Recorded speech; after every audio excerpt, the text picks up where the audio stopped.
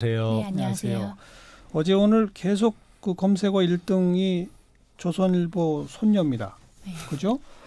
10살짜리가 네. 50대 기사한테 뭐 참 입에 담기 어려운 말들을 막 했더라고요. 결국 그 아버지 TV조선 대표는 몇 시간 전에 사퇴까지 했던데, 이런 10살짜리의 갑질이라고 말하긴 참 뭐하잖아요.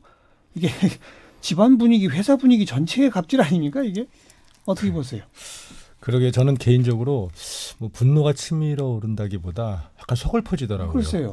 네, 아이들에게 우리가 좋은 말 하게 하고 좋은 얘기 듣게 하고 좋은 거 가르치려고 하는데 왜 이런 일이 있었을까? 네.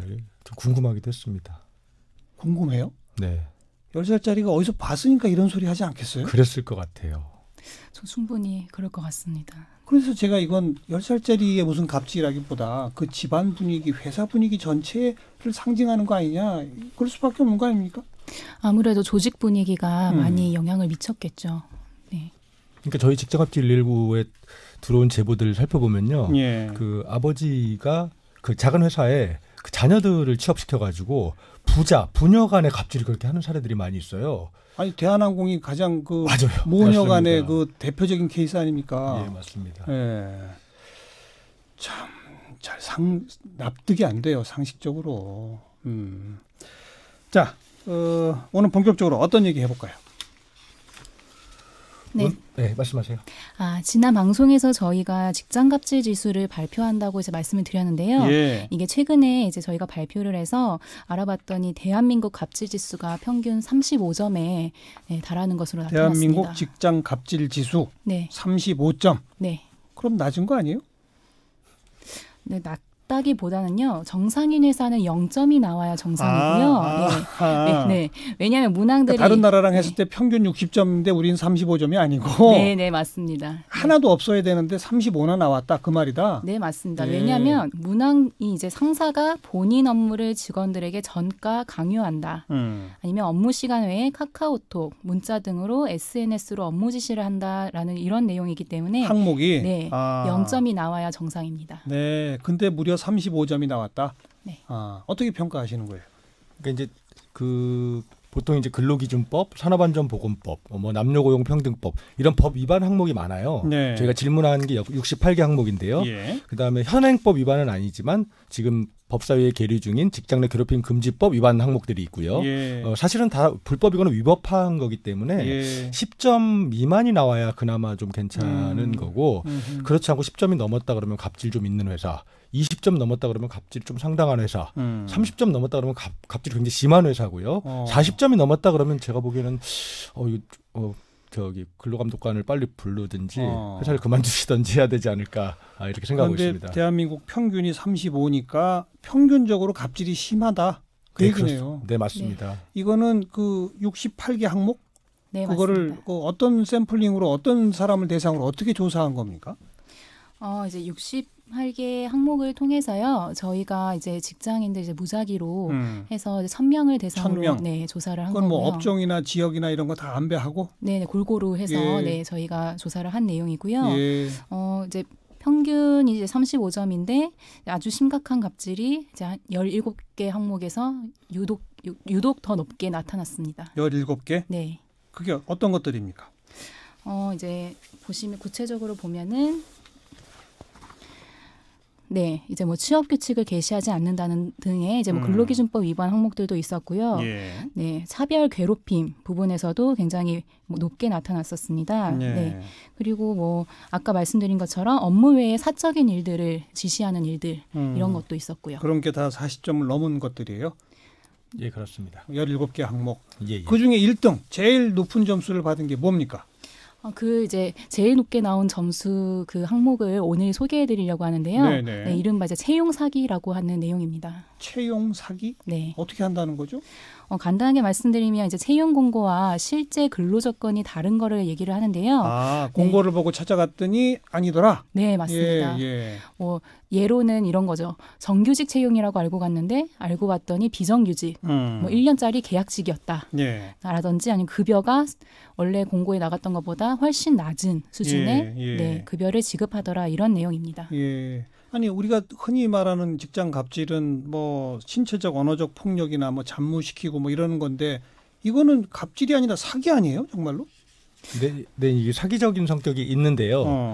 뭐 이렇게 사용자 사장님들은 이렇게 얘기하는 거죠. 좀 광고니까 채용 광고니까 조금 과장해서 할 수 있는 것 아니냐. 예. 그리고 실제로 면접하러 왔는데 보니까 뭐 캐리어나 이런 게 안 돼서 채용 광고하고 좀 다르게 할 수 있다. 이랬는데 저희들에게 들어온 제보는 사실은 전 전혀 다르거든요. 예. 아 그러니까 이런 거군요. 그 채용 사기로 채용 공고와 다르게 일단 입사시켜 놓고 네. 입사해서 뭔가 불만이 있다 그러면 그것 때문에 막 압력을 넣고 거기서 또 갑질이 시작되는 이런 거겠군요. 예, 그렇습니다.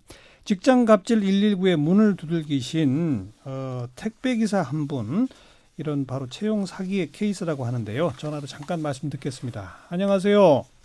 예, 안녕하세요. 네, 채용 공고랑 실제 들어가 보니까 어떻게 달랐어요? 처음에 저희가 공고를 받았을 때는 어느 정도 일을 하게 되면은 그 대가에 대한 돈을 받을 수 있다고 얘기를 했었는데 네. 실질적으로 일을 하다 보니 예. 이 금액이 아니고 그 처음에 얘기했을 때 그 금액을 받았던 거는 그만큼 물량을 받아야 된다는 얘기였거든요. 그러니까 어느 정도를 보장한다고 했는데 실제 해보니까 어느 정도 받았습니까? 실적으로 이제 240 정도 뭐 이 선에서 이제 끝이 났거든요. 240만 원을 받았다고요? 예. 근데 예, 공고상에는 얼마 준다고 그랬어요? 예, 공고상에서는 한 300에서 300 이상 한 400 정도 벌이 정도 이렇게 된다고 했었거든요. 근데 그 400 뭐 크게는 500 정도 번다고 얘기하는 거는 그만큼 당사자가 구역을 더 많이 가져가야 됐었는데, 예. 근데 제가 일을 했던 거는 구역이 작은 구역이었고, 예. 또 무리수하게 그 며칠도 안 돼가지고 그 구역을 많이 가져가면서 일을 해라. 그래야지 이 정도 받을 수 있다라고 이렇게 얘기가 됐었거든요. 그래서 구역을 넓혀서 했는데도 그 약속한 돈은 안 나와요? 예, 그건 아니죠. 일은 일대로 힘들고 그리고 일은 늦게까지 일을 하면서 돈은 돈대로 못 받고. 그러니까 간단히 말해서 채용 공고에 딱 보니까 뭐 한 400은 된다 이렇게 했는데 가서 이렇게 해보고 저렇게 해보고 늦게까지 뭐 아주 멀리까지 해봐도 도저히 그건 안 되더라 이거군요. 예, 맞습니다. 그래서 이제 이거 약속과 다르니 나 그만두겠습니다 하셨다면서요? 예, 그만둔다고 얘기했었는데 왜 그만두냐 막 이렇게 얘기를 해가지고 몸이 좀 안 좋아서 그만두겠다. 예, 그만둔다고 얘기했었는데 그러면은 제가 그만둔 이유로부터 해가지고 뭐 위약금을 물겠다 뭐 이런 식으로 돈을 더 채용하겠다 이렇게 얘기를 하더라고요. 위약금을 내라고 한다 이 말이에요? 나가겠다고 하니까? 네, 맞습니다. 무슨 처음에 가실 때 계약서에 위약금 조항 이런 게 있었어요? 그럼 위약금 조항은 있었는데 사전에 먼저 얘기를 하게 되면은 위약금에 대한 거는 없었거든요. 근데 계약서를 읽어보고 도장을 찍으셨을 거 아니에요? 예, 찍었는데 제가 갔던 거는 미리 얘기를 하게 되면 그 위약금에 대해서는 무효가 되는 상황이었는데, 그러니까 내가 미리 그만두겠다고 통보하면 위약금은 무효로 써 있었다 이거죠?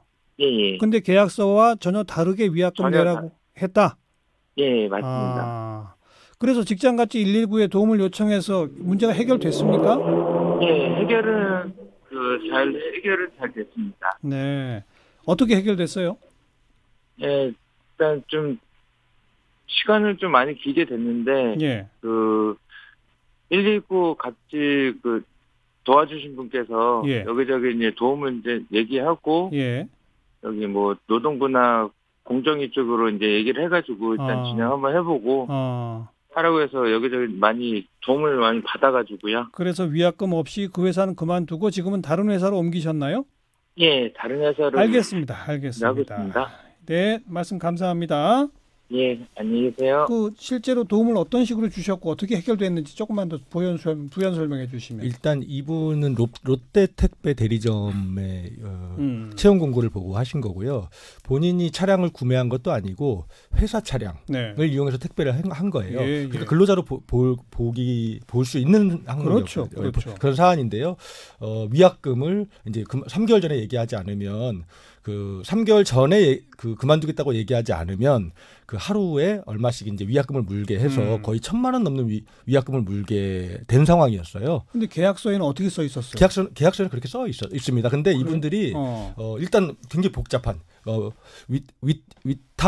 위수탁 계약서라고 하는 굉장히 복잡한 이름의 계약서에 잔뜩 써 있으니까 네. 그냥 아무 말도 못하고 사인을 한 거죠. 근데 나중에 보니까 그런 내용이 있었고 네. 사실은 이거는 불공정 약관이기도 하거니와 네. 이분이 근로자로 인정이 될 경우에는 이거 자체가 무효가 되기 때문에 그렇죠. 저희가 노동청에 체불임금 진정을 했고 네. 노동청에서 이제 노사 양측을 화해를 해서 예. 체불임금을 다 갚고 다 받고. 손해배상은 취하된 이런 케이스입니다. 야, 그러니까 이 형편없는 계약서를 제대로 읽어보지 못하는 게 하겠고 하고서 막 사인을 받는군요.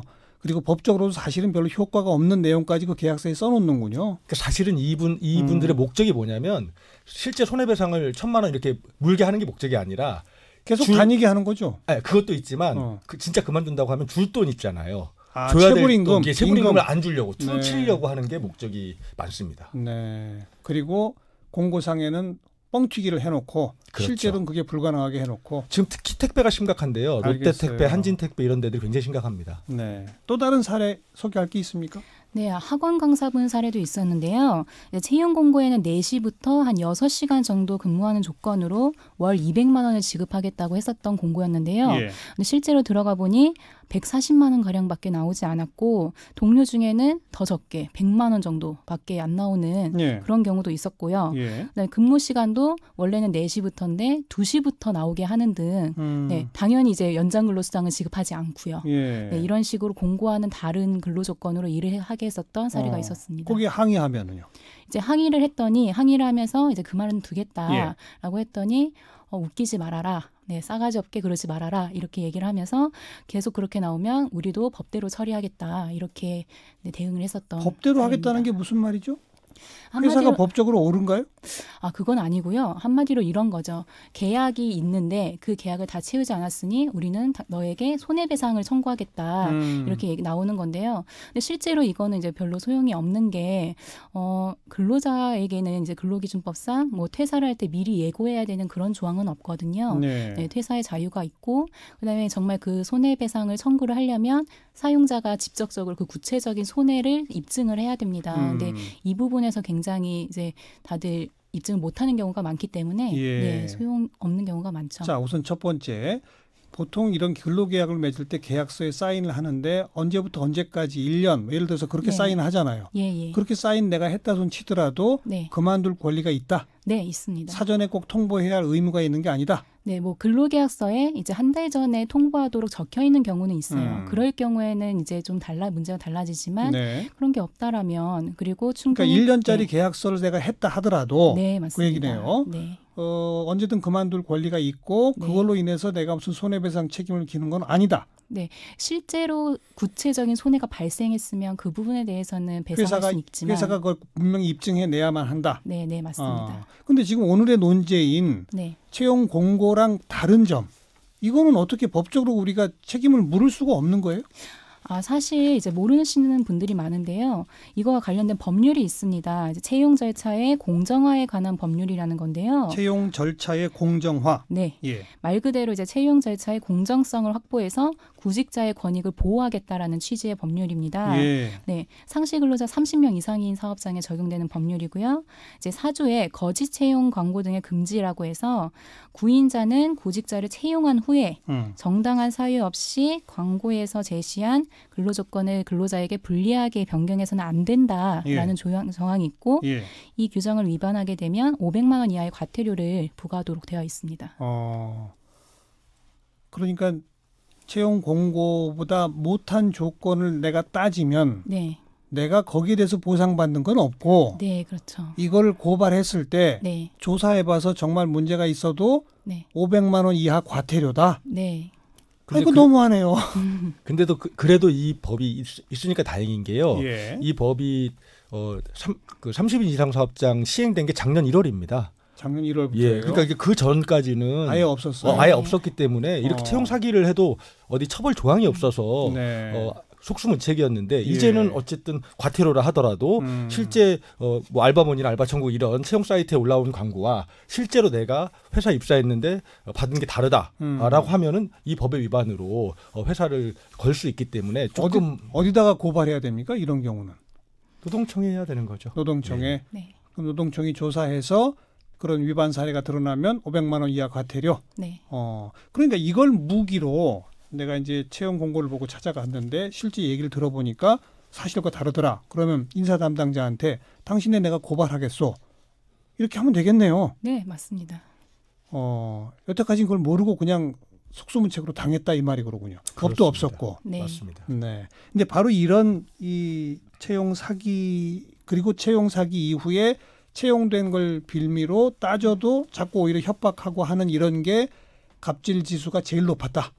그러니까 이게 아마 이런 게 또 있을 겁니다. 뭐 이제 내가 기대가 있지 않습니까? 이 회사 들어가면 네. 연봉도 높다고 하고 이러니까 기대가 있는데 실제 가서 보니까 그렇지 않은 아니더라. 것 때문에 갑질 지수가 높은 측면도 있는데요. 예. 굉장히 많은 경우에는 정규직 시켜주겠다거나 그다음에 원래 육아휴직 기간 동안만 채용하려고 했는데 마치 그러면 사람이 안 오니까 막 계속 채용할 것처럼 한다거나 월 400 이상이라거나 이런 사기 채용이 굉장히 많이 현재 벌어지고 있는 일입니다. 네. 이제는 그런 채용 공고 본 후에 가서 면접할 때 그것도 녹음해야 되겠네요. 맞습니다. 뭐라고 그래서 얘기하는지. 최근에 달라진 건 뭐냐면 저희 이제 직장인들께서 채용 공고를 일단 캡처해 놓으시고요. 그러니까요. 기본적으로. 예. 그다음에 전화로 인사 담당자한테 확인할 때 녹음하시는 것부터 시작합니다. 그러니까요. 전화부터 또 면접하더라도 구체적으로 그 약속을 지킬 수 있는지 따져보고 뭐라고 답하는지를 다 체록을 해서 그래 버릇을 고쳐야죠. 근데 이제 30인 미만 사업장은 이 법에도 적용이 안 돼서 그게 속상합니다. 앞으로 30인 이하도 이게 빨리 적용되기를 좀 기대해 보도록 하고요. 직장갑질 119 오늘은 직장갑질 지수하고요. 이른바 취업 사기형 갑질 이야기 들어봤습니다. 박점규 운영위원, 조은혜 노무사 수고하셨어요. 네, 고맙습니다. 감사합니다.